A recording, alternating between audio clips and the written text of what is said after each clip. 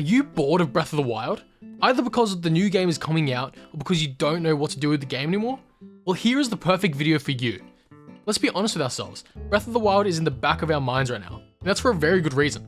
At the time of recording this, there's less than a week until Tears of the Kingdom comes out, and I'm sure everyone will be playing that.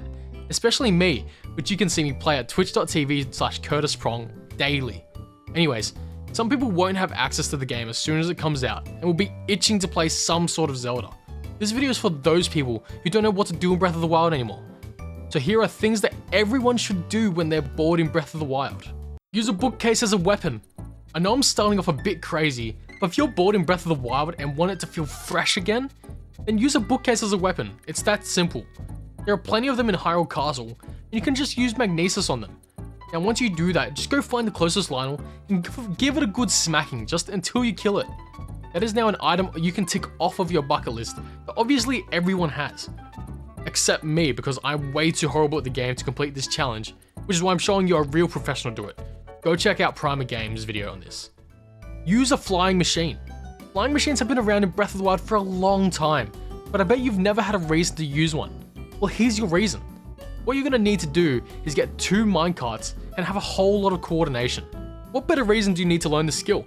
It's not like a whole new game is coming out soon. Like Clorox says in their in-depth video, there are many forces that will stop you while using the flying machine, like cold, lightning, etc. So go have a look at their video for a full guide. This could be a lot of fun. Go around killing things with Cuckoos. Finally, one I can actually do. I already did this on a past video, so I'm already set for this challenge. But go around and just fight all the different bosses with Cuckoos. As we all know, Cuckoos will attack whatever hits them for the 3rd time. So you use this to your advantage and say screw it and kill every enemy with a Cuckoo. This one is guaranteed to take you a lot of time to do.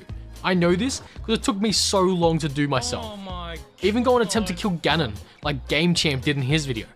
It may not be possible, but how are we meant to know for sure? Use Octo Balloons. One thing that I always love to do when I get bored is play with Octo Balloons. There are so many things you can do with them. You can make a different flying machine with a raft and balloons that kind of goes in the direction you choose with a Korok leaf, but it just may not last that long. But it is fun for that short amount of time. You can even master combat with them. Using them with bombs is the best way to sneak attack enemies. They just see you flying above their head, thinking nothing of it. But there are so many things you can do, so go try it out. 100% Breath of the Wild. If you haven't already done this, then what's a better opportunity? If you have the Master Trials DLC, you can use it to show your path throughout the whole playthrough, which means you can use it to get to the destinations you haven't been before and finally get that map to 100%. That is a feat that not many people can say they have accomplished. So by the time you do get Tears of the Kingdom, you'll be ready to grind that game and get that one to 100%, just like I will be. Get every Clorox Seed. I never thought I'd say this, but it is a great way to pass the time. I personally haven't done it, but I still have 500 left to collect. If you're bored and sick of running around aimlessly with nothing to do, then at least having the goal of getting every Clorox Seed is a great way to stay motivated to play. There's a really cool map you can even look up to find them, even if you don't want to do it manually.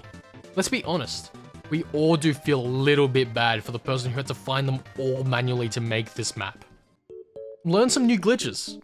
I know many of you can't even do a wind bomb, which is fine, but imagine how good it will feel to be able to consistently wind bomb and finally be able to write in my comments that you've done it. After learning the wind bomb, I guarantee you'll want to learn the others, like the BLSS and the bullet time bounce. And when you learn a few of these, the game will become so much more fun to travel around in, and you'll be able to do some previous things I wrote much faster and enjoy it much more. It's also just good practice because with all the new Tears of the Kingdom abilities, there will definitely be plenty more glitches to have to learn. Restart the game. If you have literally done everything, then maybe just start again and do it differently. Maybe try it on master mode or do a challenge run like Quinn and do a no damage run. Either way, I bet when you restart it, you'll find so many things you didn't understand the first time around, or even just feel the nostalgia of playing the game for the first time and reliving the fun of having to worry about everything you hit. Decorate your house. If you didn't know, you can actually buy your very own house in Hateno Village. It's a little bit pricey, but when you do get it, you can also get frames for your weapons. This leads to my next point, which is you should either put some of these rare weapons you have from your inventory on your wall, or go and find some. There's so many out there. Like Mipha's Trident for example. That has been sitting in my house for hundreds and hundreds of hours, ever since I got it after the Divine Beast. Look, there's some really cool items out there, and in this game, so put them on display. Hang out with the dogs. Some of you might already know this, but dogs will actually lead you to treasure if you feed them some meat. And while you may not need whatever loot the treasure will give you, it is just fun to hang out with the little guys and let them help you out. Any reason to hang out with a dog is a good one, remember that. There's actually 14 dogs that you can find, so go around to the different stables and befriend some dogs. You might even get some good items out of it. Ride and tame every rideable animal. There are so many different animals that you can go and ride and tame. It might be a good idea to go and find these animals just for fun. But Sidon does not count, by the way. You don't need to ride him again. You might not know this, but you can ride creatures like the Stout Horse and the Bear and even the Lord of the Mountain, which has infinite stamina, by the way.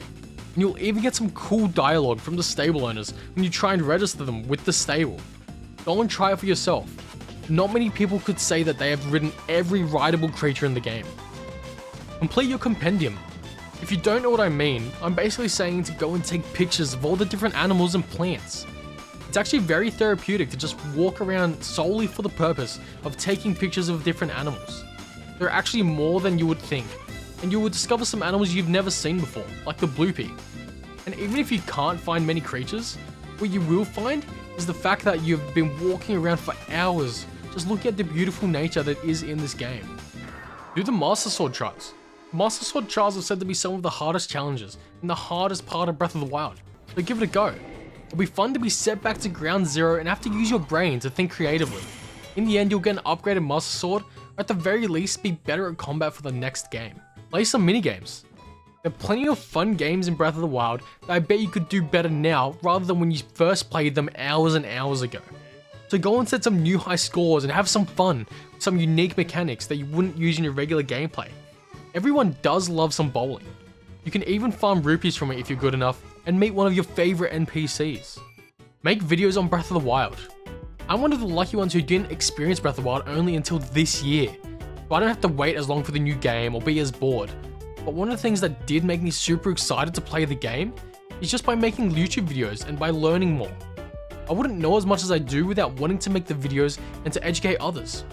I couldn't be more grateful to find this hobby that I now value so much. I would love to see some of you give it a go. So maybe give it a try. You might even enjoy it. Well, there are 15 things you should try and do if you're bored in Breath of the Wild. If you want to watch some Tears of the Kingdom gameplay and even maybe be in some future videos of mine, then head over to my Twitch and come say hi. You may even be watching this the day of Tears of the Kingdom comes out, so go check me out because I'm live right now. But if you have anything players should try to freshen up the game for them, then please leave a comment. Look, this could very well be the last video I make on Breath of the Wild. It's been a great ride, but I can't wait for what's next. Thank you all for joining me on this wild ride, which is my YouTube channel. Anyways, have a great day. See ya.